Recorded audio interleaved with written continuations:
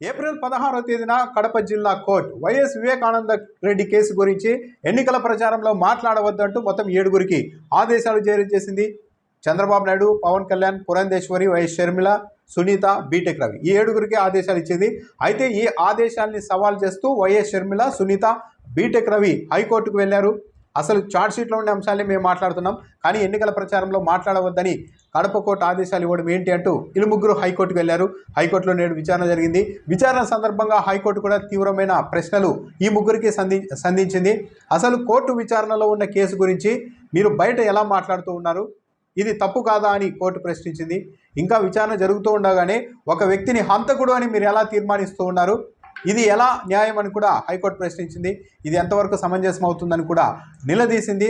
దాంతోపాటు హంతకుల్ని ముఖ్యమంత్రిని రక్షిస్తున్నారంటూ ఏ ఆధారాలతో మీరు మాట్లాడుతున్నారు, అసలు 5 ఏళ్ల క్రితం హత్య జరిగితే ఇప్పుడే ఎందుకు మీరు ముగ్గురు మీరంతా ఇలా మాట్లాడుతూ ఉన్నారని కూడా ఏపీ హైకోర్టు సూటిగా ప్రశ్నించింది.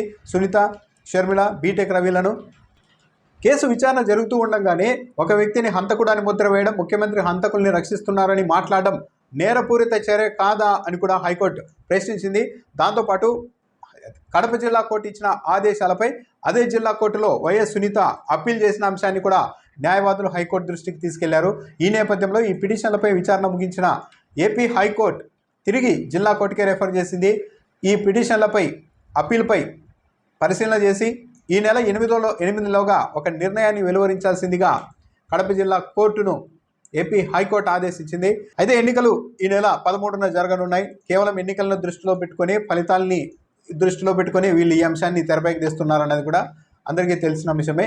సో 8వ తేదీ కడప జిల్లా కోర్టు ఏమని ఆదేశాలు ఇస్తుంది, తిరిగి వివేకానంద రెడ్డి కేసు గురించి ఎన్నికల్లో మాట్లాడేందుకు అవకాశం ఇస్తుందా, తెలంగాణ ఏపీ హైకోర్టు చేసిన వ్యాఖ్యల్ని బట్టి చూస్తే వీళ్ళు ఇలా మాట్లాడడం, కోర్టులో విచారణ ఉండంగానే ఒక కేసు గురించి మాట్లాడడం, నిందితుల్ని హంతకులుగా ప్రచారం చేయడం తప్పే కదా, నేరపూరిత చర్య కదా అని హైకోర్టు కూడా మాట్లాడిన నేపథ్యంలో కడప జిల్లా కోర్టు వీళ్ళ అప్పీల్కి సానుకూలంగా స్పందిస్తుందా లేదా అన్నది చూడాలి.